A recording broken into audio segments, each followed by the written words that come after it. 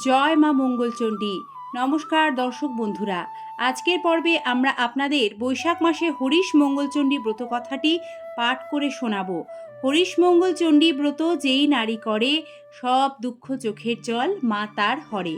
হরিশ মঙ্গলচণ্ডীর ব্রত কথাটি এইরূপ। এক গ্রামের এক গয়লার বউ সে গ্রামেরই এক ব্রাহ্মণীর সাথে বন্ধুত্ব পাতিয়েছিল। তাদের মধ্যে খুব ভাব হয়েছিল। প্রত্যেক বছর বৈশাখ মাসে ব্রাহ্মণী হরিশ মঙ্গলচণ্ডীর ব্রত করতেন, আর গয়লার বউও সে ব্রত করা দেখত। এইভাবে কিছুদিন যাওয়ার পর গয়লার বউয়ের এই ব্রত করার ইচ্ছে হলো, আর সে ব্রাহ্মণীকে জিজ্ঞাসা করলো যে এ ব্রত করলে কি ফল হয়।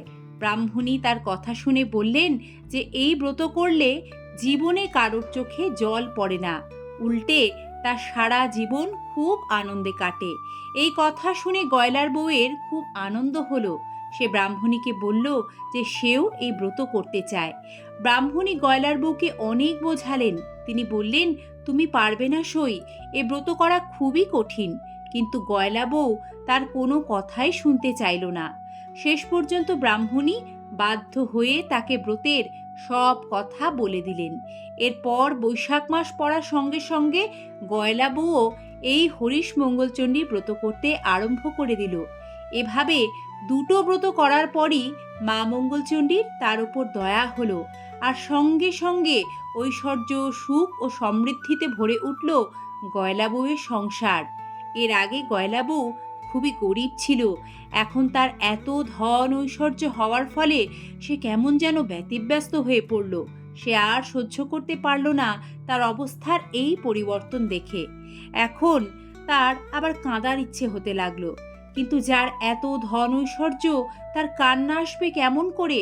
শেষে গয়লা বউ আবার গিয়ে ব্রাহ্মণীকে ধরে বসলো আর বলল, সই, আমি আর এসব সহ্য করতে পারছি না।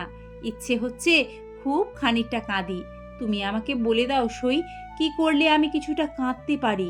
গয়লা বউয়ের এই কথা শুনে ব্রাহ্মণী তো একেবারে আশ্চর্য হয়ে গেলেন। তিনি বললেন, সে কি সই, তুমি কাঁদবে কেন? এখন তোমার সুখের সংসার হয়েছে, এত আনন্দ ভোগ করছো, এতে কাঁদতে আবার কেউ চায় নাকি? এ যে হরিশ মঙ্গলচণ্ডী ব্রতের ফল, এ ব্রত করলে শুধু আনন্দই নয়, কান্নাকাটি এর ধারে কাছেই আসতে পারে না। আমি তো আগেই তোমাকে বলেছিলুম যে এ ব্রত করা খুবই কঠিন, তখন তুমি আমার কথা শুনলে না। এখন কাঁদতে চাইলে চলবে কেন বলো? গয়লা বউয়ের তখন প্রায় পাগলের মতো অবস্থা। সে বললে, আমি কাঁদতে না পারলে আমি বাঁচব না সই। তুমি আমাকে বলে দাও কি করলে আমার কান্না পাবে। প্রাণেশ্বরের কথা শুনে ব্রাহ্মণী খুবই চিন্তিত হয়ে পড়লেন। কি বলবেন কিছু ভেবে পেলেন না। এমন সময় তার চোখে পড়ল একটু দূরে একটা চাষের ক্ষেত। সেখানে অনেকগুলো লাউ আর কুমড়ো ছিল। ব্রাহ্মণী গয়লার বউকে বললেন, যাও সই, ওই ক্ষেতটা দেখা যাচ্ছে, খুব লাউ আর কুমড়ো ফলেছে ওখানে। ওই ক্ষেতে গিয়ে লাউ কুমড়োগুলোকে একেবারে তুলে ছিঁড়ে খুঁড়ে নাও, আর গাছগুলোকে ছিঁড়ে লণ্ডভণ্ড করে দাও। তাহলেই দেখবে চাষিরা তোমার ওপর খুব রেগে গিয়ে তোমায় গালমন্দ দেবে, আর তাহলেই দুঃখে তোমার কান্না আসবে। সইয়ের কথা শুনে গয়লা বউ তখনই ছুটে গেল সেই ক্ষেতের ভেতর, ঢুকে গাছগুলো সব ছিঁড়ে খুঁড়ে দিয়ে চলে এলো। কিন্তু এতে আসল কাজ কিচ্ছু হলো না, বরং ফলটা উল্টো হলো। মা মঙ্গলচণ্ডীর দয়ায় আবার গাছগুলো জ্যান্ত হয়ে উঠল, আর চাষিদের খুব আনন্দ হলো। চাষিরা তখনই সেই গয়লা বউয়ের কাছে এসে বলল, মা, তোমার হাতের ছোঁয়া লেগে আমাদের আধমরা গাছগুলো আবার সতেজ হয়ে উঠেছে। তুমি মা সাক্ষাৎ লক্ষ্মী। এবারেও গয়লা বউয়ের কাঁদার সুযোগ হলো না। তখন সে আবার তার সইকে গিয়ে সব কথা জানালো। ব্রাহ্মণী বললেন যে মা মঙ্গলচণ্ডীর দয়াতেই বারবার এমনটা হচ্ছে। তিনি তখন গয়লা বউকে বললেন, দেখো সই, ওই দূরে পাহাড়ের ধারে রাজার হাতিটা মরে পড়ে আছে। তুমি ওখানে গিয়ে হাতিটার গলা জড়িয়ে ধরে খুব কান্নাকাটি করো। তাহলে রাজার লোকেরা ভাববে যে তুমি হাতির দাঁত চুরি করতে এসেছো। তখন তারা তোমায় ভুল বুঝে খুব মারধর করবে, আর তুমিও কাঁদবার সুযোগ পাবে। কিন্তু এবারে কোনো কাজ হলো না। গয়লার বউ হাতিটার গায়ে হাত দিতেই হাতিটা বেঁচে উঠল। তাই দেখে রাজার লোকেরা একেবারে অবাক হয়ে গেল আর সব কথা রাজাকে গিয়ে জানালো।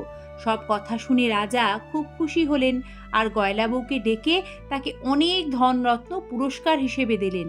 এবারেও কোনো কাজ হলো না দেখে ব্রাহ্মণী বুঝলেন যে মা মঙ্গলচণ্ডীর দয়াতে এবারও তাই হয়েছে। ব্রাহ্মণী তখন গয়লা বউকে আবারও একটা পরিকল্পনা বললেন। দেখো সই, এক কাজ করো, কতগুলো বিষের নাড়ু তৈরি করো, তারপর সেই বিষের নাড়ুগুলো তোমার মেয়ের বাড়ি পাঠিয়ে দাও।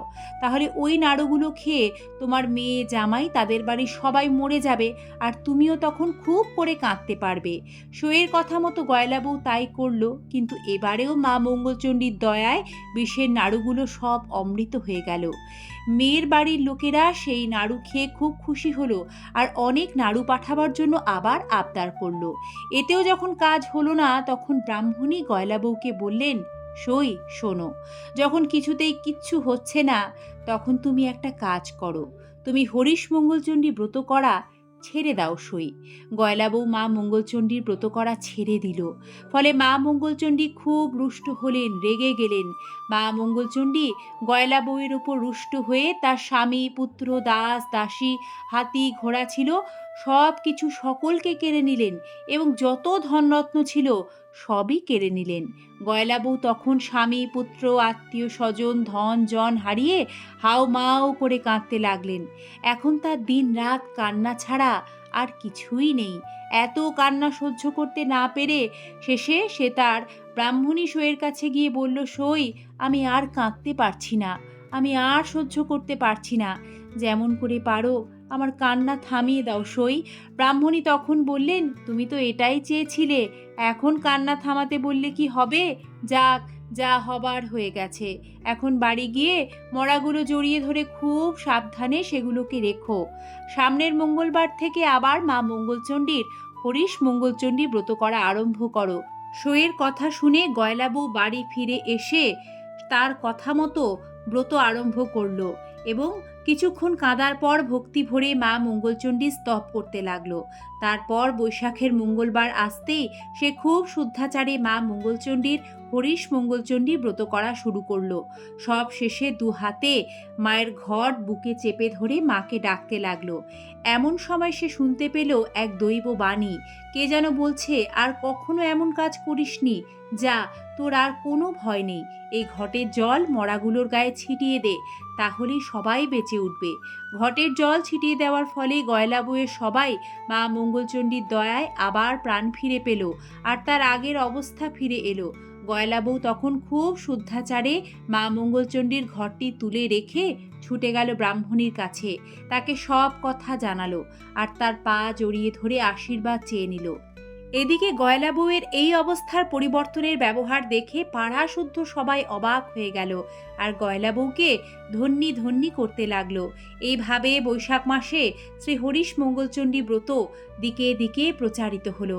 হরিশ মঙ্গলচণ্ডী ব্রতের ফল, যে নারী এ ব্রত করে তার কখনো দুঃখ আসে না, চোখের জল কখনো ফেলতে হয় না, মনের আনন্দে দিন কাটে।